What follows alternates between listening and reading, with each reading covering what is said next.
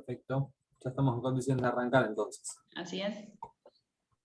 Muy bien, muy buenas tardes a todos y a todas. Es un placer darles la bienvenida a un nuevo ciclo virtual de conferencias comerciales organizado por la Cámara de Comercio de Córdoba.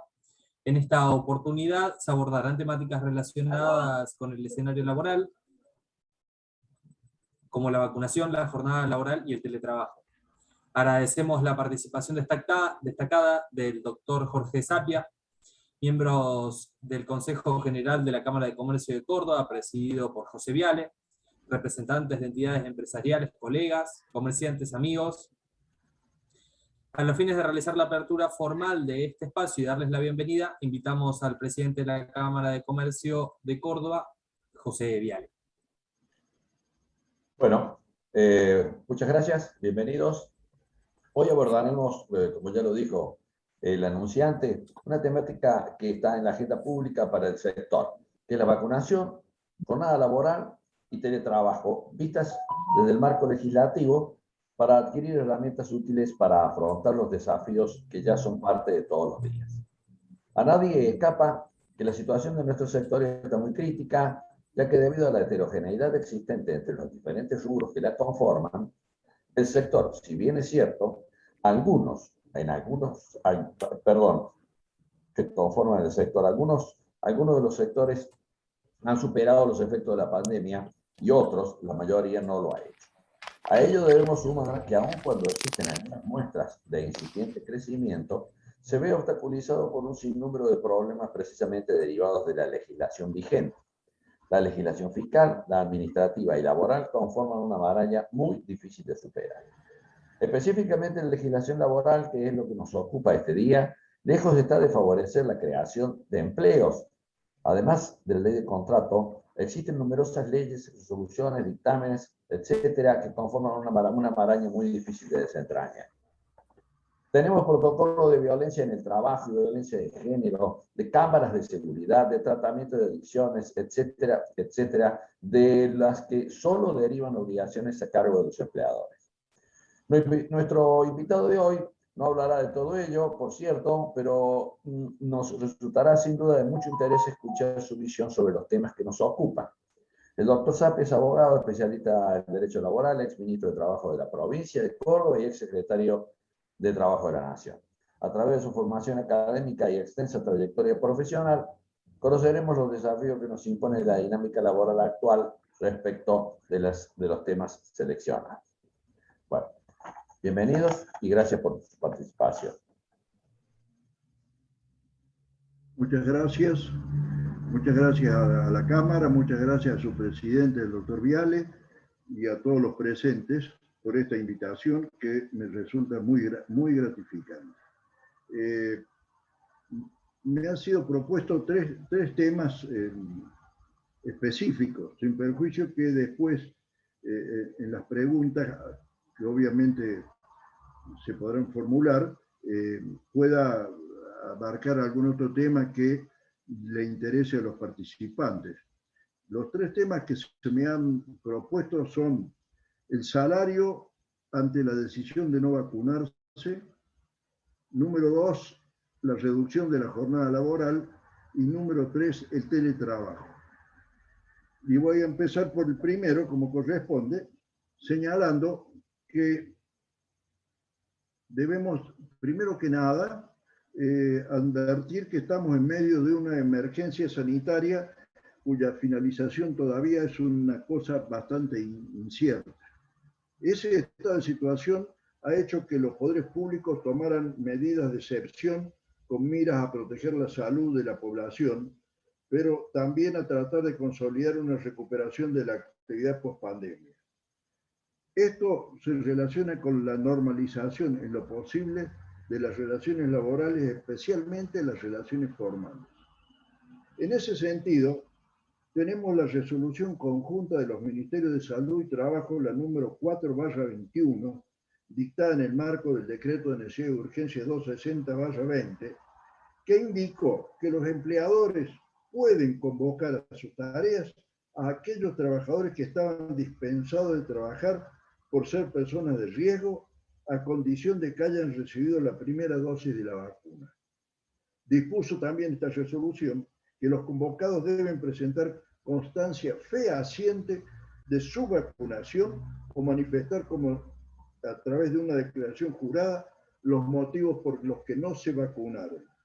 Los trabajadores que no pudieron vacunarse por razones ajenas a su voluntad, por ejemplo, porque no fueron citados a la vacunación o porque padecían una enfermedad que no hacía aconsejable la vacuna, no tienen obligación de presentarse a trabajar hasta que reciban por lo menos la primera dosis y hasta 14 días después. Obviamente, los vacunados citados que no se presentan a trabajar cometen una falta injustificada, salvo que se encuentren enfermos.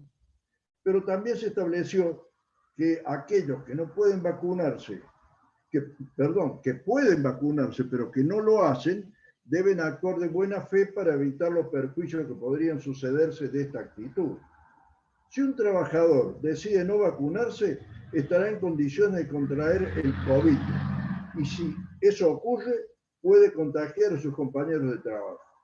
El empleador, que está obligado legalmente a proteger la salud y la seguridad en el trabajo de sus dependientes, tiene el deber de evitar que sus trabajadores corran el riesgo del coronavirus y, en mi opinión, esa condición se cumple si toma las medidas adecuadas para evitar contagios en su establecimiento. Esto implica evitar el ingreso de quien no está vacunado para respetar ese deber. Y sobre esto hay dos casos. Uno, el del trabajador que inscrito para vacunarse no fue citado, y otro, el que no se inscribió o citado no se presentó. Este último no se vacunó por su propia decisión. En el primer caso, el trabajador que no ha sido citado, que ya no es el caso porque en estos últimos días la vacunación es abierta casi en todos los casos, este trabajador puede ser licenciado por el empleador, pero con goce de salario y hasta que reciba la primera dosis y 14 días después de vacunarse. El otro supuesto, el que se negó, queda en condiciones de ser licenciado por la patronal sin goce de haberes, porque pudiendo prestar servicio en modo adecuado, o sea, sin arriesgar a sus compañeros, ha decidido no hacerlo. No se advierte diferencia entre esta situación y la del empleado que por tareas de cuidado de menores o incapacitados deja de acudir a su empleo y no recibe remuneración. Y al respecto yo quiero recordar que aunque la vacunación no es obligatoria en cuanto al COVID-19, sí lo es por las exigencias que se plantean la vacunación del recién nacido. A todos los recién nacidos se les aplica la vacuna Salk, la BCG y la hepatitis B, sin preguntarle a los padres ni preguntarle al recién nacido, obviamente. Es decir, estas son vacunas que se aplican de pleno derecho. Y además, no hay posibilidad de que ningún niño ingrese a la etapa escolar, es decir, al jardín de infantes, si no acredita tener la triple bacteriana, es decir, la difteria, tétano y tos convulsa, la triple viral, sarampión, rubiola y paperas, y la SALP. Es decir, que la protección de la salud de la población ha impuesto obligatoriamente estas vacunas. El hecho de que no haya un dispositivo alrededor del COVID-19 no invalida la necesidad de la vacunación. Entonces, digo, el trabajador que por su propia voluntad, sin acreditar un elemento fundante, se niega a vacunarse, debe ser licenciado por el empleador sin goce de haberes. Se ha objetado este criterio mío, invocando que afecta la libertad personal de ejercer la opción negativa. Es cierto, pero también es cierto que el derecho de cada persona termina cuando el ejercicio de esa libertad pone en peligro el derecho de los demás. Es el caso de los trabajadores de cualquier establecimiento que se niegan a vacunarse. A mayor abundamiento también cito el artículo 1710 del nuevo Código Civil y Comercial, titulado Deber de Prevención del Daño. toda persona tiene el deber, en cuanto de ella dependa, de A, evitar causar un daño no justificado, B, adoptar de buena fe y conforme a las circunstancias las medidas razonables para evitar que se produzca un daño o disminuir su magnitud. Es decir, que el que niega la vacunación incumple el mandato de la ley y lo mismo puede imputarse el empleador que permite el ingreso de quien puede contagiar, es decir, causar el daño. Y para no ser responsabilidad del empleador, lo que debe hacer es otorgarle una licencia sin goce de sueldo a quien se niega a la vacunación. Esto para dar por tratado el primer tema propuesto. El segundo tema propuesto es el de la reducción de la jornada laboral. Y esta es una cuestión que viene siendo debatida desde hace muchos años, fundamentalmente en Europa, pero es un debate que todavía no se agotó.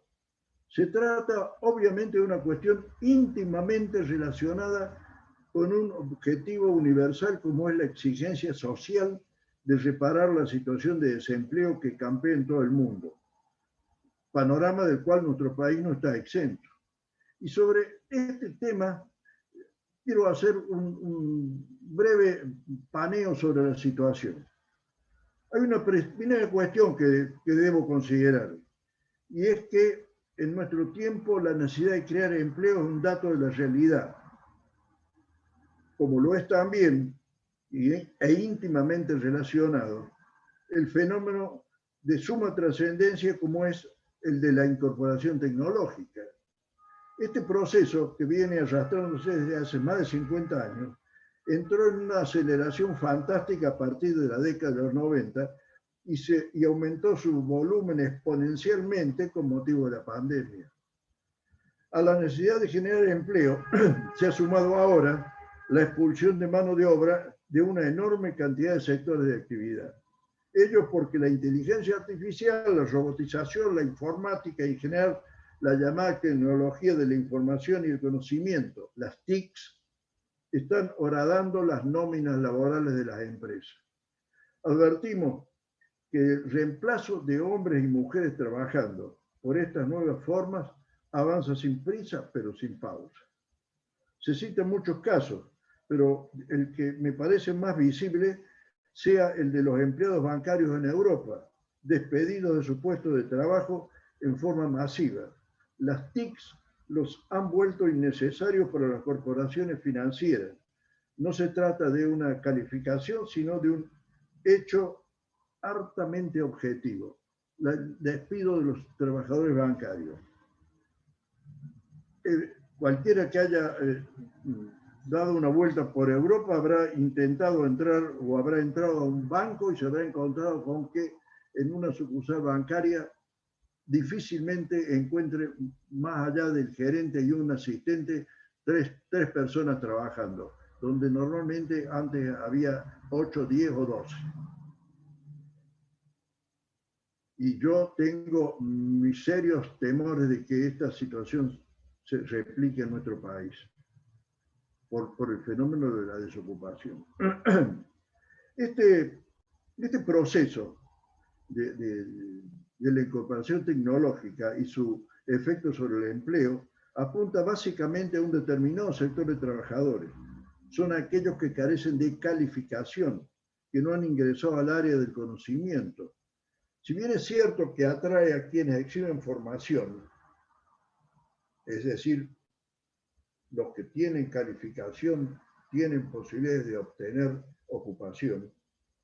En la comparación numérica, los que tienen calificación son más que los que carecen de la calificación. Es decir, que hay menos trabajadores del conocimiento que trabajadores no calificados. Estos no calificados salen y aquellos entran al mundo del trabajo.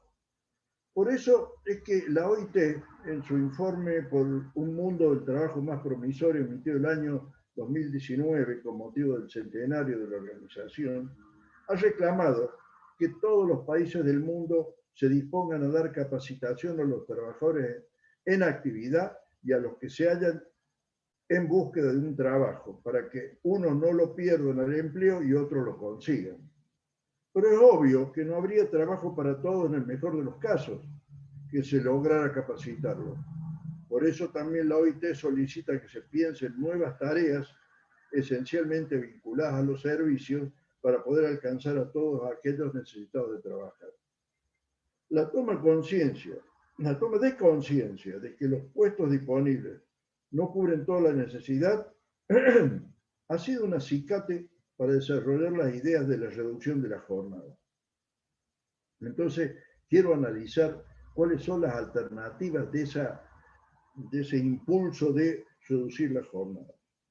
Primero que nada, debemos relevar que este tema de la jornada expresa una forma de determinar el valor del trabajo dependiente o subordinado basada en la medición del tiempo de trabajo. Nuestra ley de contrato de trabajo amplía el concepto en el artículo 103, añadiendo que se trata del tiempo en que el trabajador se encuentra a disposición del empleador sin poder usarlo en beneficio propio, aunque no haga nada. Quienes sostienen la idea de la reducción sugieren que limitando el tiempo de trabajo de los actuales planteles laborales se generará una vacancia de horas que necesariamente deberá ser cubierta por nuevos trabajadores, por lo que se procurará atender a la necesidad de generar más empleo. Veamos cómo funciona esto.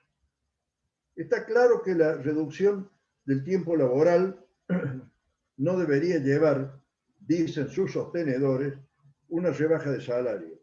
Y argumentan varias razones. Dicen que recortando el tiempo de trabajo se mejora el rinde de los trabajadores, pues después de cierta cantidad de horas, el empleado empieza a sentir cansancio y reduce su rendimiento. Esto no es nuevo. Ya en la década de los 80, Wolfgang Däubler, un eminente laboralista alemán, afirmaba que un obrero industrial es productivo y eficaz durante las primeras 5 horas y que las que restan hasta cubrir las 8 son de escasa productividad.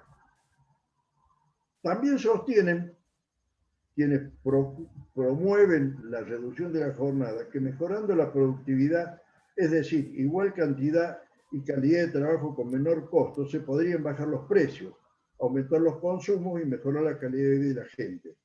Claro que omiten considerar que existen los monopolios que definen los precios en este país y en todo el mundo, lo cual no amerita a que se opere esa automaticidad que le asignan a la reducción de jornada. Un aspecto que es destacado por los impulsores de la reducción anota que en los tiempos actuales una gran cantidad de trabajadores invierten muchas horas en el viaje de su domicilio al trabajo y viceversa, lo que atenta contra la necesidad de atender los deberes familiares e incluso niega la posibilidad de realizar otras actividades, sean culturales, religiosas, deportivas, etc.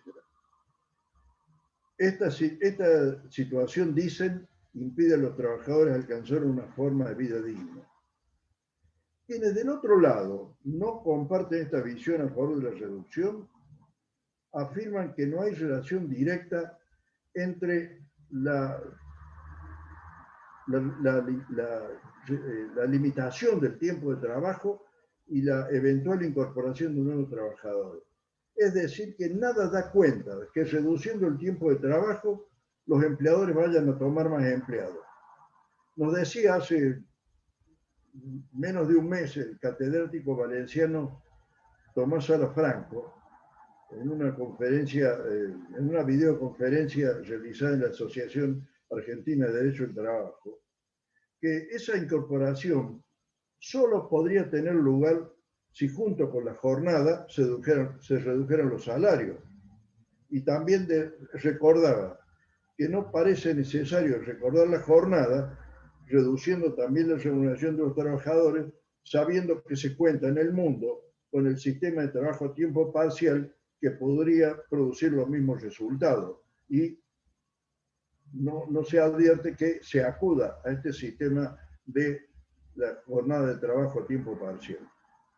Por otra parte, se dice que la reducción de la jornada podría producir como efecto que el trabajador que limita su tiempo de trabajo actual se oriente hacia el pluriempleo, por lo cual tampoco se ocupa a trabajadores desempleados. Es decir, que es otra razón que no implica que efectivamente la reducción de la jornada produzca la incorporación de trabajadores desempleados. Por otro lado, se escuchan propuestas en el sentido de cambiar el punto de vista sobre el modo de calcular el valor del trabajo, virando desde el cómputo del tiempo a la unidad de rendimiento, es decir, remunerar al trabajador por su capacidad de producir. Es una forma de citar el trabajo de destajo.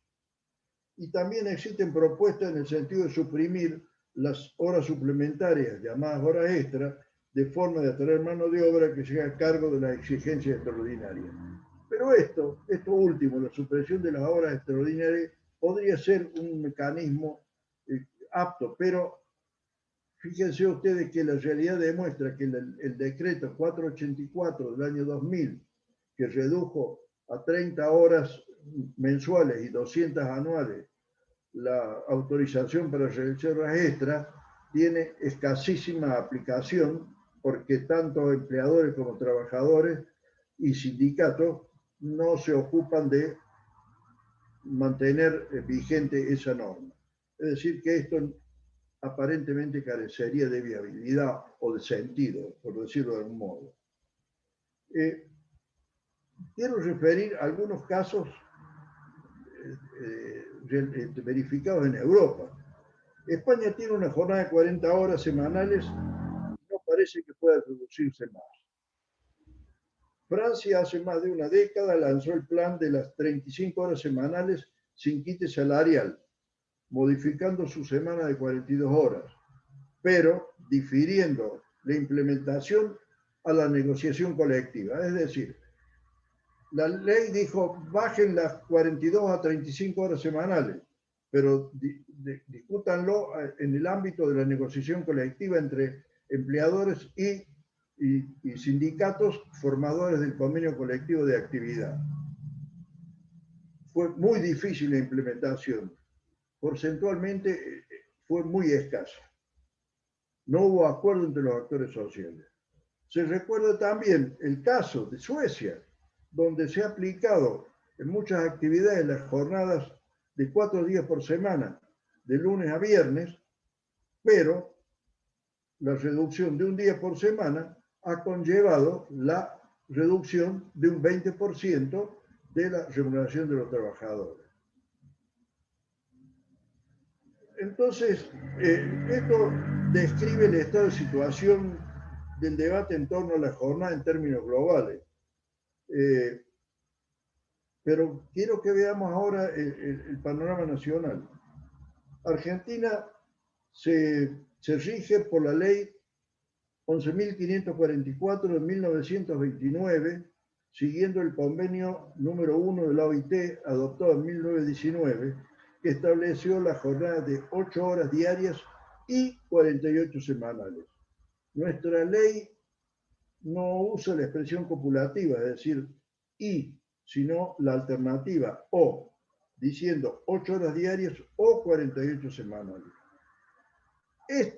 Esta mención de la ley de 48 horas semanales u 8 horas diarias indica que en la extensión semanal es uno de los 4 países con la extensión horaria más amplia del mundo. Pero, al costado de esta afirmación, debe decirse que esto ha sido de algún modo limitado por la ley de contrato de trabajo, que estableció la obligatoriedad del descanso semanal de un día y medio, lo cual provocó que en muchas actividades la jornada semanal sea de 44 horas, trabajando mediodía el sábado, o aún de 45 horas semanales, trabajando 9 horas de lunes a viernes. Claro, estas precisiones no alcanzan a todo el mundo laboral en la Argentina, pues solo están referidas a la economía formal. Y esto es lo que me importa destacar.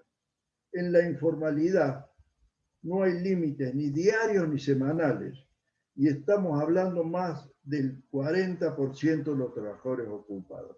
Es decir, que la afirmación en el sentido de que reduciendo la jornada se va a mejorar la situación del empleo, o si se va a aumentar la empleabilidad en la Argentina, no tiene un asidero fáctico real en la medida en que no se reduzca la informalidad, que no pase los trabajadores, los empleadores y los trabajadores informales no pasen a la formalidad, porque la reducción carece de significación en un país donde hay un 40% de trabajo informal, es decir, donde hay evasión de todo tipo en materia tributaria, cuanto en materia laboral y en materia de seguridad social.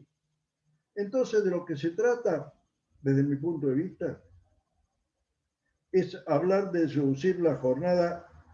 Si queremos hablar de reducir la jornada, para empezar la discusión, lo primero que tenemos que hacer es examinar cómo podemos reducir el trabajo informal, porque por esas cosas, si se acordara reducir la jornada en el mundo formal, se provocaría un incremento absoluto en la otra mitad del país, o sea, en la informalidad.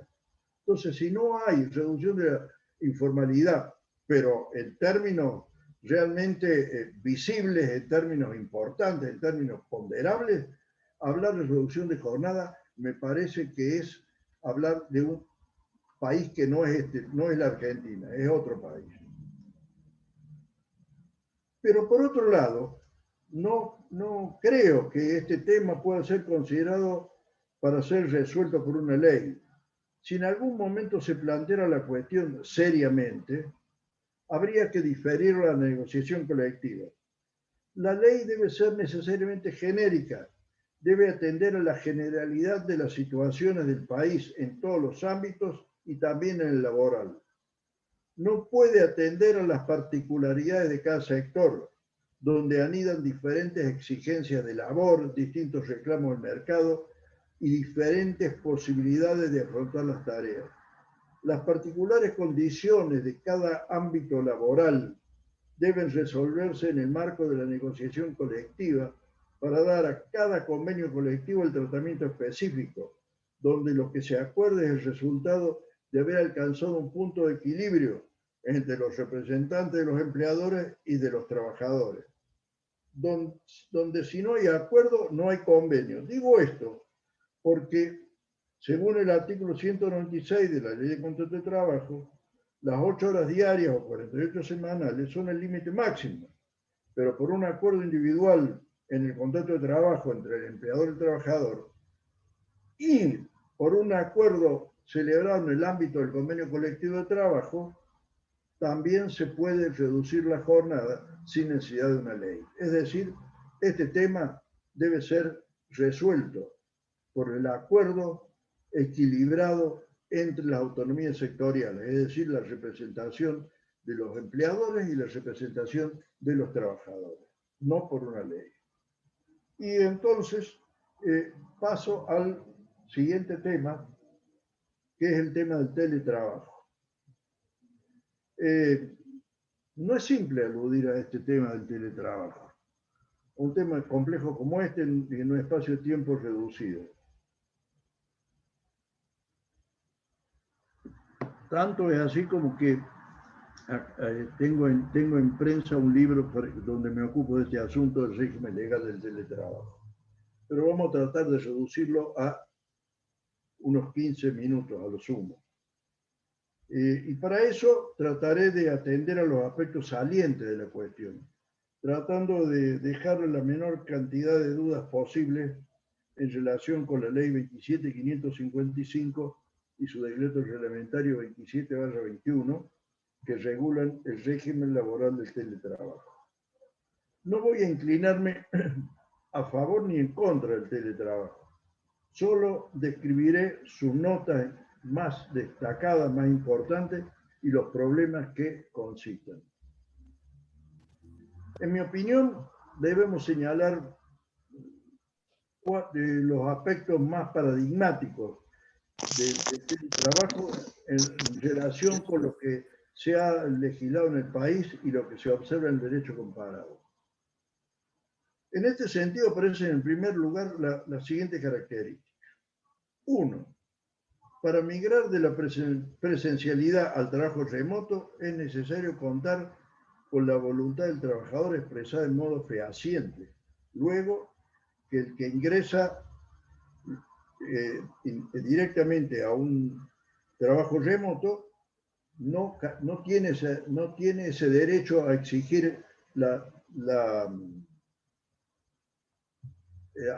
que se le exija la expresión de voluntad. Directamente ingresa al trabajo remoto como teletrabajador y no tiene que firmar un contrato donde expresa directamente su voluntad de ser un teletrabajador. Hablemos entonces del trabajador que es presencial, los que venían trabajando presencialmente antes de la pandemia y pasaron a hacer teletrabajo, a hacer trabajo remoto a distancia. Se trata de una situación reversible según la ley. Es decir, que el trabajador cuenta con el derecho a exigir a su empleador que lo devuelva a la prestación presencial. La ley 27.555 expone que ese derecho a reversar puede ser ejercido en cualquier momento. Sin embargo, se han levantado voces que expresan la dificultad que supone esa norma. Incluso les adelanto que en las audiencias en las que se trata de la incorporación de normas convencionales sobre teletrabajo, estoy hablando del Convenio Colectivo de Trabajo 688-14, que comprende a los call centers y sus empleados, hemos consensuado ya que ese derecho se podrá ejercer hasta un plazo de 1 año desde que el trabajador presencial pasó a teletrabajador. Digo hemos, en plural, en primera persona en plural, porque en mi condición de abogado de la Cámara Argentina de Call Center estoy participando activamente de esas reuniones donde se está negociando colectivamente la aplicación del teletrabajo. En esas reuniones se comprendió que extender sin límites la reversión será motivo de generación de juicios. ¿Y por qué va a generar juicios extender la reversibilidad del teletrabajo sin plazo cierto?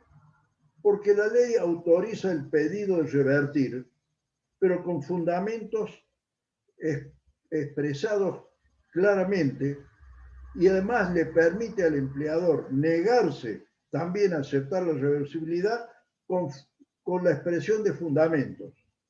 Y advertimos que el valor y alcance de esos fundamentos para cualquiera de ambas partes, donde no está determinado cuáles son los elementos fundantes de esos criterios, y en ausencia de un acuerdo entre el trabajador y el empleador, el único que puede resolver esto es un juez, por lo cual hay que recurrir a un juicio.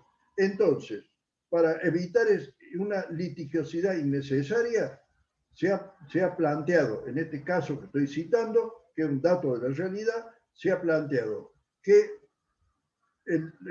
la posibilidad de reversar la prestación remota se extienda por 1 año.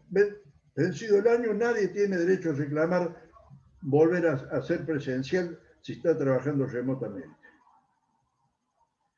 El otro elemento a considerar es relativo a la extensión de la jornada.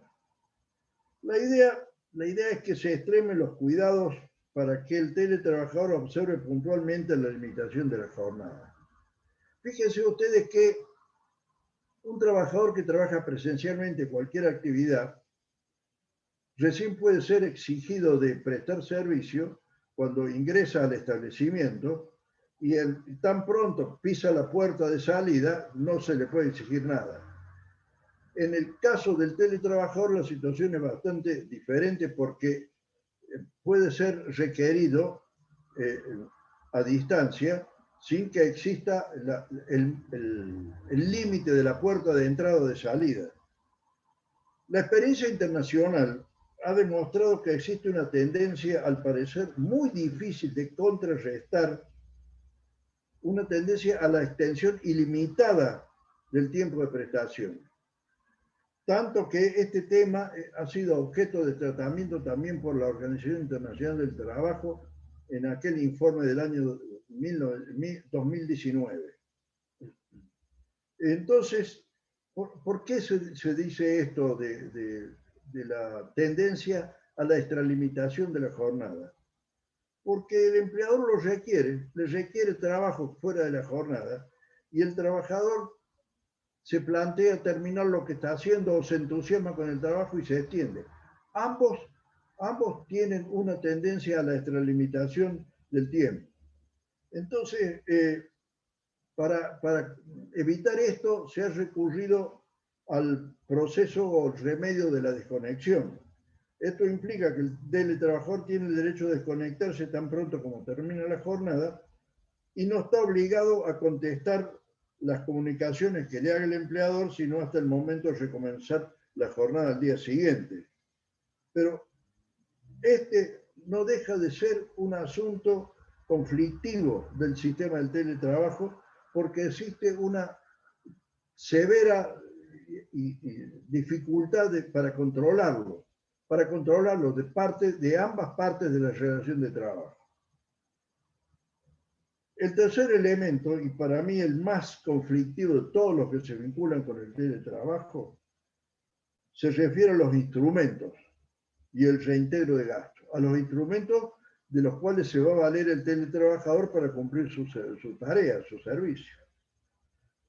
Es una obviedad que el empleador en cualquier tipo de trabajo, cualquiera sea, debe darle a su empleado los instrumentos para realizar su labor. Es decir, tiene que darle la máquina, las herramientas, el mobiliario, el vehículo de transporte, el espacio físico, la silla, la mesa.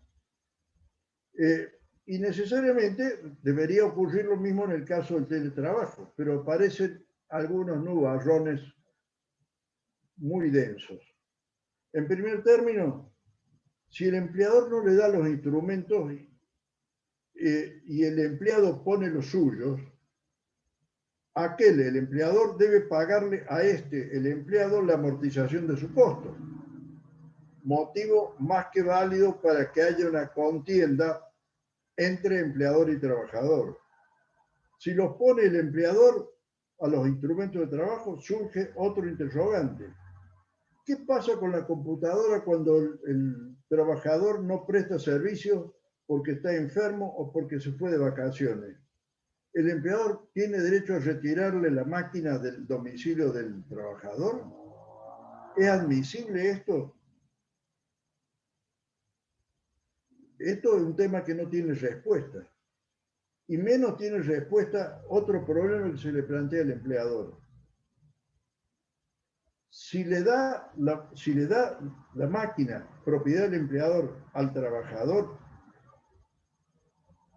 a un trabajador presencial, el empleador puede tener, si tiene más de un turno, la posibilidad de que esa máquina sea utilizada por 2 o 3 trabajadores. Es decir, le puede rendir hasta 3 turnos cada instrumento de trabajo. En cambio, si la máquina es puesta en el domicilio del dependiente, solo la usa un empleado y entonces al empleador se le triplica el costo. A eso hay que sumar el reintegro de gastos, es decir, el empleador debe pagar sí o sí el importe de la conectividad, es decir, en nuestro caso pagar la EPEC. No solo por la computadora, también por el aire acondicionado o el ventilador de techo incorporado al lugar de trabajo. No es simple justipreciar el costo de tales servicios. Estos elementos citados, voluntariedad del trabajador que pasa a teletrabajo, reversibilidad del teletrabajo, jornada y desconexión y reintegro de gastos, son moneda corriente en todos los países que han regulado el teletrabajo con mayor o menor rigurosidad. Incluso estos derechos conferidos a los teletrabajadores han sido motivo de recomendación por la OIT. Además, fueron motivo de exposición en un manual de buenas prácticas en materia de teletrabajo redactado por la UIA y el Ministerio de Trabajo de la Nación, con apoyo de la OIT, en un trabajo que se publicó en el año 2012. Entonces, así expuestas las características principales del sistema de teletrabajo, quiero apuntar los componentes que aparecen como beneficiosos para el trabajador y el empleador, y luego los posibles perjuicios que pueden plantearse para ambas partes. Respecto del empleado, no hay duda que el teletrabajo implica un ahorro sensible en materia de traslado al domicilio del establecimiento o de vuelta del establecimiento al domicilio. También un ahorro en indumentaria, porque el trabajador en su casa puede trabajar sin necesidad de tener una ropa adecuada, lo puede hacer simplemente vestido con una bermuda y en hojotas. Y también es posible que no deba comer fuera de su casa. Y además queda al margen de la atención que supone la prestación del servicio cuando está controlado por un superior jerárquico. Para el empleador, el mayor beneficio del teletrabajo radica en no tener que disponer de un ámbito físico para la prestación del servicio. Omite el costo del alquiler de ese espacio físico o la inversión en una propiedad para que se realice el trabajo. A la hora de citar los perjuicios, señalo que el trabajador encuentra confundido su ámbito familiar con el laboral y no es simple diferenciarlo en un mismo inmueble. Esto no es un tema menor, sobre todo cuando se analiza la cuestión del teletrabajo y la confusión del ámbito laboral con el familiar desde la perspectiva de género. Esto ha sido y es motivo de una serie de dificultades que se han objetivado en estos últimos tiempos. Además, también debo señalar que se dispersa y se difumina la vinculación del trabajador con su representación sindical, porque ya no se reúne en el lugar de trabajo con el delegado, con los sindicalistas, y entonces no tiene una vía para efectuar peticiones o reclamos vinculados con su vida laboral. En cuanto al empleador, cabe citarlo ya expuesto en relación a los instrumentos de labor en sentido de gasto, y también la necesidad de mantener un espacio físico ante la posibilidad de un reclamo de reversibilidad. Desde mi punto de vista, lo más problemático para el empleador es que el teletrabajo limita su facultad de organización y dirección que le otorga la Ley de Contrato de Trabajo en sus artículos 64 y 65, porque existe un elemento que es muy importante. La lejanía del empleador con el trabajador, a quien no puede controlar con frecuencia. Y acá parece no solamente controlar la ejecución del trabajo encomendado, el modo de hacerlo, sino también un aspecto muy importante que se vincula con el riesgo de la inobservancia de los requisitos de seguridad, que esa inobservancia puede provocar daño en la salud del trabajador, que están a cargo del principal artículo 75 de la Ley de Contrato de Trabajo, es decir, si sobreviene una enfermedad contraída con motivo del trabajo o un accidente con motivo del trabajo, que es de muy difícil determinación además, porque el teletrabajador está en su domicilio, el empleador advierte una enorme cantidad de dificultades para ejercer ese contralor, para ejercer un contralor directo sobre las medidas de higiene y seguridad aplicadas en el domicilio del trabajador, tema que no es fácil. Y si se sucede un siniestro, no hay ninguna duda que el empleador será responsable de los daños en la salud que se hayan manifestado. La síntesis de todo esto que acabo de decir sobre el teletrabajo es que más allá de las expresiones optimistas de los ambientalistas que afirman que con menor circulación en las calles se disminuye el riesgo de la polución, el teletrabajo, al menos hasta hoy, presenta dificultades que merecen ser sopesadas antes de avanzar en la temática. No tengo dudas que la postura de la ley 27.555, difiriendo las cuestiones particulares del ejercicio del teletrabajo al terreno de la negociación colectiva, para que mediante los convenios colectivos de trabajo se atiendan a las determinadas cuestiones que aparecen en cada actividad, en cada empresa, puede ayudar a simplificar la cuestión. Pero mientras tanto, que se celebren esos convenios colectivos de trabajo, se verifique la eficacia de su implementación en la realidad cotidiana, todo esto está planteado en términos comprendidos por signos de interrogación. Es decir, que no soy de la idea ni de desprestigiar ni de valorar en demasía el teletrabajo. Creo que es un tema que debe ser observado con mucho cuidado, con mucho detenimiento y advertir cuáles son los modos de hacerlo que no sea un motivo de preocupación, sino un motivo de progreso en la producción de bienes y servicios. Eso es todo por ahora, muchas gracias. Estoy abierto a todas las preguntas que se planteen o polémicas que se planteen. Muchas gracias.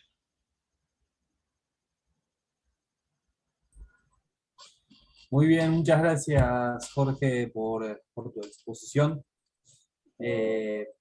Ahora sí vamos a abrir un espacio de preguntas para aquellas personas que deseen realizar alguna consulta, despejar alguna duda y que aquí el doctor Sapia pueda aclararnos y brindar una respuesta. Pueden hacerlo mediante el chat que se encuentra disponible aquí en la reunión.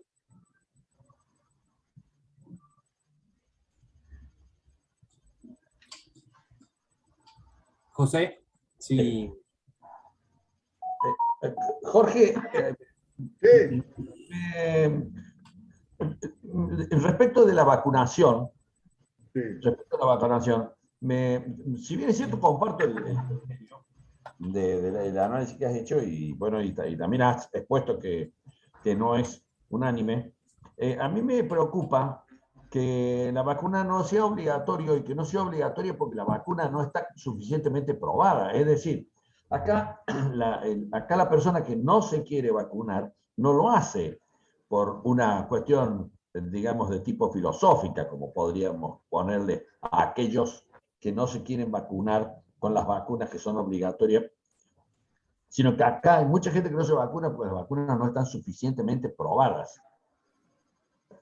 Entonces, evidentemente que aquel que no se quiera vacunar y sin embargo lo mismo quiere ir a trabajar, vería coartada su libertad, me parece, si le dejáramos al patrón la posibilidad de licenciarlo. Bueno, yo creo que... Partiendo de la base de que las vacunas no están todavía probadas, ¿no es cierto? No importa, pero lo que sí está probado que la vacuna reduce la posibilidad del contagio. Entonces es una ponderación, no una verificación, en todo caso, partiendo de lo que vos me dices de que no está probada la eficacia total de un 100% de la vacuna. Pero hay una ponderación, es decir, más allá del 90% de las personas vacunadas no han tenido un contagio, o si lo han tenido ha sido en términos no letales, y esto de algún modo se aproxima a una protección de la salud. Entonces, desde mi punto de vista, es evidente que la no vacunación incrementa las posibilidades del contagio. Y si hay incremento de la posibilidad del contagio, hay incremento de la posibilidad de dañar a otros. Y ningún empleado tiene derecho de generar una posibilidad de daño a su compañero de trabajo y a su mismo empleador, porque las pequeñas empresas, ¿no es cierto?, como para citar un ámbito en el que estamos, de una casa de comercio que tiene 5 o 6 empleados, el empleador está al lado de los 5 o 6 empleados, y si entra un contagiado, el empleador y los otros 5 empleados terminan contagiados. Entonces, digo yo, hay que evitar eso, o por lo menos hay que tender a evitarlo, por aquello de la prevención que es necesario poner de manifiesto. Digo lo siguiente. La OIT tiene dicho de hace muchos años que pueden considerarse actividades esenciales en las que se puede limitar y aún prohibir el derecho de huelga cuando se pone en riesgo la vida, la salud o la seguridad de toda la población o parte de ella. Y nuestra ley 25877 ha tomado esa expresión de la OIT y la incorporó en el artículo 24 de la ley, donde define las actividades esenciales y aquellas que pueden ser motivo de prohibición de la huelga. Quiero decir que si se pueden prohibir el ejercicio de derechos colectivos e individuales, como es el ejercicio de la huelga, se puede prohibir también que ingrese a trabajar aquel que pone en riesgo la vida, la salud o la seguridad de las personas, en el ámbito en el cual trabaja, en el ámbito en el cual se moviliza. Y me parece que esto tiene que ver con el derecho del común de la población, es decir, el derecho de todos aquellos que de algún modo pueden ser víctimas de un acto de desaprehensión, por llamarlo de alguna forma, ¿no? No es un acto doloso de que el tipo no se vacuna para contagiar a su compañero de trabajo, no se vacuna por las razones que puede tener, por esas razones que puede tener, que pueden ser muy, muy respetables, no le autorizan a arriesgar la salud, la seguridad o la vida de su compañero de trabajo. Sí. Es una postura, ¿no es cierto? Porque muchas de las personas que no se vacunan es porque no saben, no cuestionan la capacidad de curación que tiene la vacuna, sino lo que no se conoce son los efectos que van a tener la vacuna. Pero bueno, es una postura y de alguna manera hay que arreglar. Sí, claro. Pero lo cierto es que tenemos más de 100.000 muertos en la Argentina y varios millones de muertos en el mundo, como para no tratar de hacer las cosas del mejor modo posible para evitar que se sucedan, por lo menos que se sucedan los riesgos.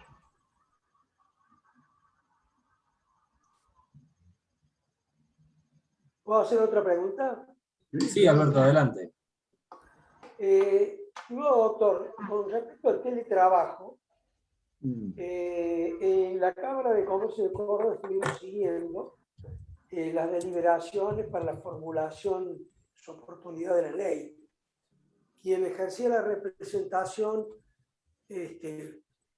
por nuestro sector en cuanto a qué Cámara Nacional estamos adheridos fue la Cámara Argentina de Comercio, donde en su seno se desarrollan actividades que tienen que ver con el teletrabajo.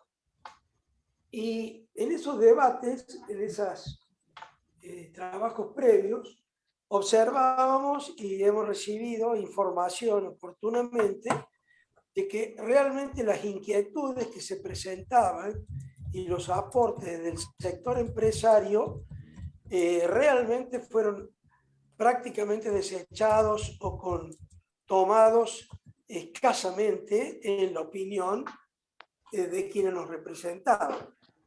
La pregunta concreta que le quiero hacer es que en función de estar usted como asesor de una de las actividades específicas en eso, ¿qué está pasando en la realidad?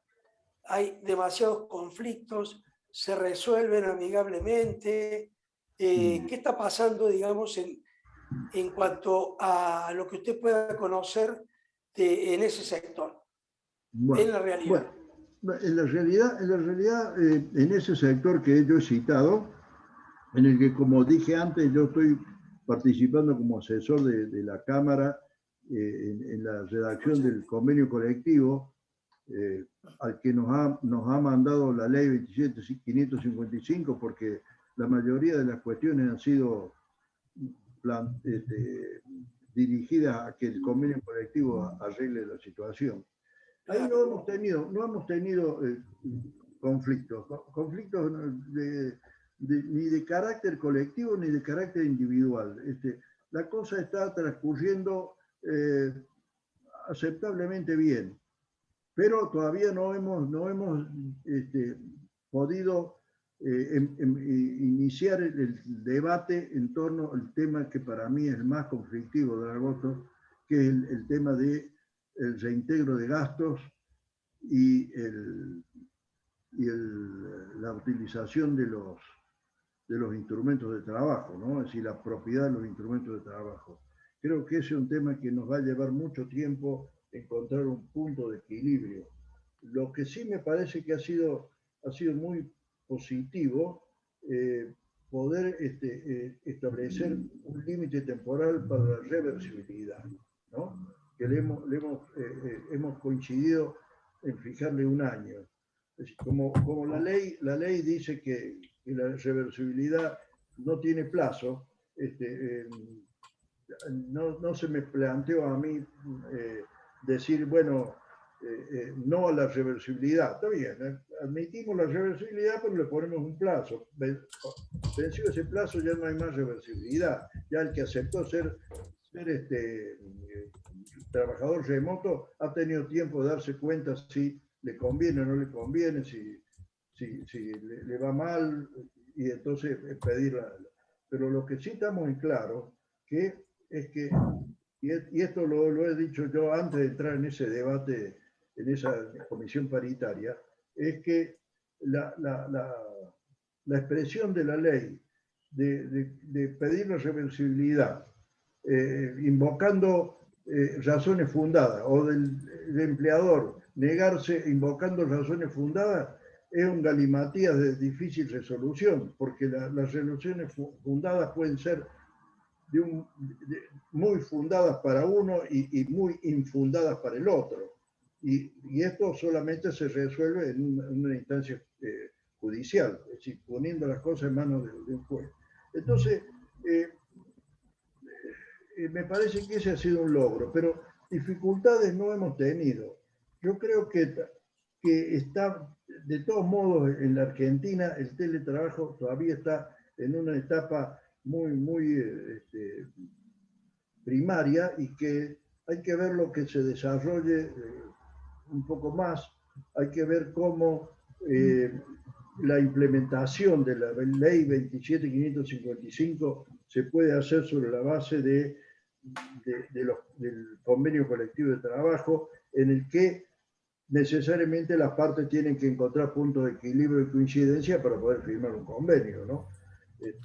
No es un tema que es soplar y hacer botellas, como decía San Martín en su carta a Godoy Cruz, ¿no?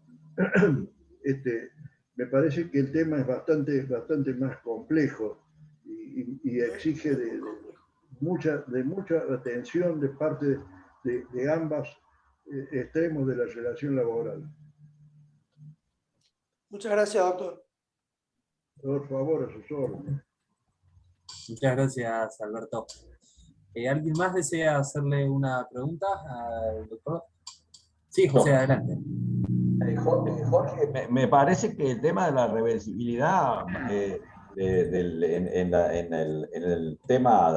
el contrato de trabajo remoto es un problema casi insoluble, porque evidentemente coincido con que la solución de la ley es una solución defectuosa, es como la justa causa de despido, es nada más que para generar juicio. La reversibilidad es un tema que debería resolverse por la negativa, por decirlo así, porque de permitir la reversibilidad del contrato de trabajo genera inconvenientes muy grandes para los patrones que ya disponen de una determinada forma de trabajar y después tener que volver a tomar el empleado, al empleado. Sí, claro, sí, yo comparto el criterio. Eso es un tema que no. Lo que pasa es que yo he accedido a que le pongamos un límite porque estamos modificando la ley, ¿no? Y entonces estamos buscando el elemento menos perjudicial, menos dañoso, ¿no?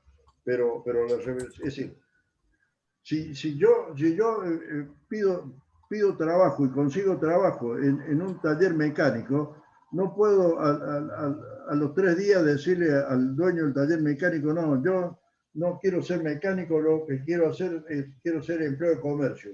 Si acá acá no se vende nada, se arreglan autos.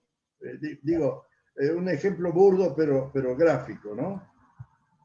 No, yo creo que la reversibilidad le ha puesto una cortapisa muy fuerte, muy fea, de como que de hecho se cuestionó mucho, salió la ley, ¿no es cierto? Sí, no, yo estoy de acuerdo, pero yo creo que eso hay que atacarlo por la vía de la negociación colectiva y por ahí podemos encontrar un paliativo, ¿no? Sí, sí, yo no le encuentro mucho sentido a la reversibilidad, no sé por qué, pero bueno, las cosas... La situación de los límites que también planteaste muy bien, de los límites para el trabajador, ¿no es cierto? Eso es muy lógico que el hombre pueda desenchufarse en el horario que corresponde, porque si no, el trabajo se convierte en un trabajo. No, la limitación de la jornada me parece saludable porque evidentemente el trabajador tiene que tener su límite, no puede trabajar en forma ilimitada durante el día, ¿no? Eso es una cuestión que me parece que está bien. Lo que me parece que es importante es poder establecer de común acuerdo en el convenio colectivo de trabajo algún modo de que se verifique la implementación del límite de la jornada de modo que sea una situación aceptable y posible para ambas partes del contrato de trabajo, ¿no? Porque si no, habría una discriminación en perjuicio del teletrabajador.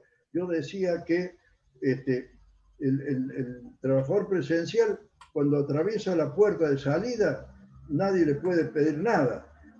Pero el teletrabajador tiene prendido su celular o tiene prendida su computadora y el empleador puede entrar y pedirle cosas o hacerle recomendaciones o decirle, bueno, mira, mañana antes de conectarte, haceme tal gestión. Digo, estas cosas pueden ocurrir con la mejor buena voluntad y sin que el empleador tenga un ánimo de aprovecharse del trabajador, sino o el trabajador lo hace de buena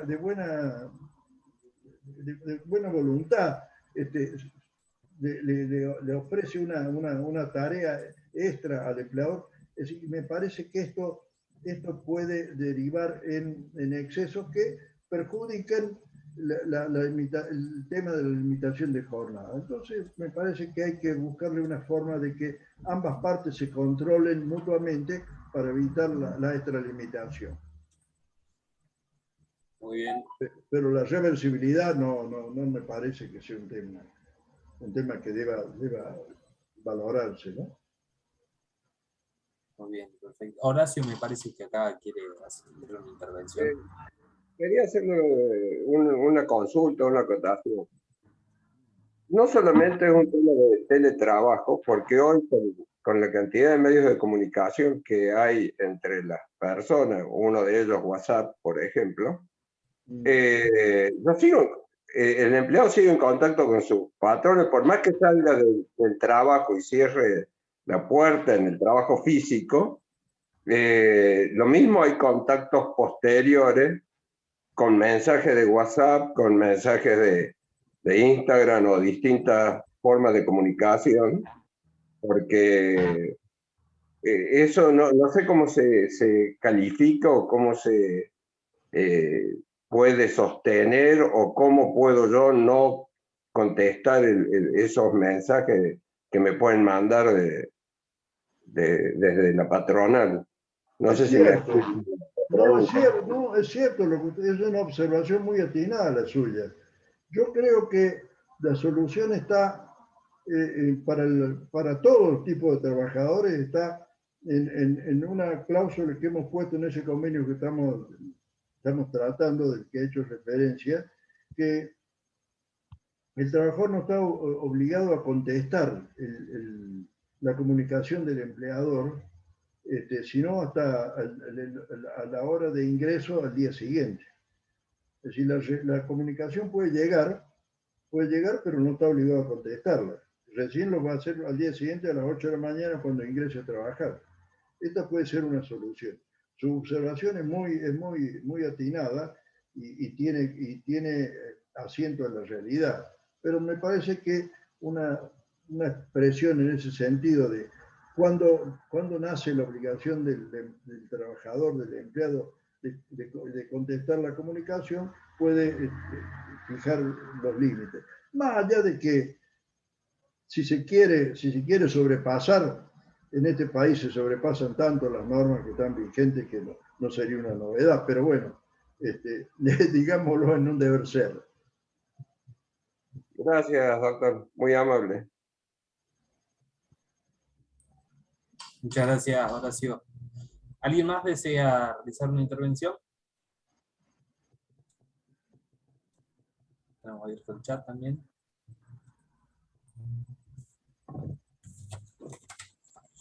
Bueno, al parecer ha sido bastante claro, doctor, en su exposición y sus respuestas también a las diferentes inquietudes. No habiendo también mayores preguntas y dudas al respecto, bueno, me parece que es el momento también para agradecerle, doctor, su intervención y aceptar participar en este encuentro. Agradecer también a la participación de los miembros del Consejo General de la Cámara de Comercio y a cada uno de los asistentes a este evento, y lo damos por finalizado entonces. Muchísimas gracias y será hasta la próxima. Bueno, muchas gracias a ustedes, muy amables. Muchísimas gracias. Un abrazo, doctor José Viales. Muchas gracias, Jorge. Muchas gracias por todo. Un saludo al señor Dragoto también. Muchas gracias, buenas tardes. Buenas tardes. Muchas gracias, buenas tardes. Buenas tardes, muchas gracias a ustedes.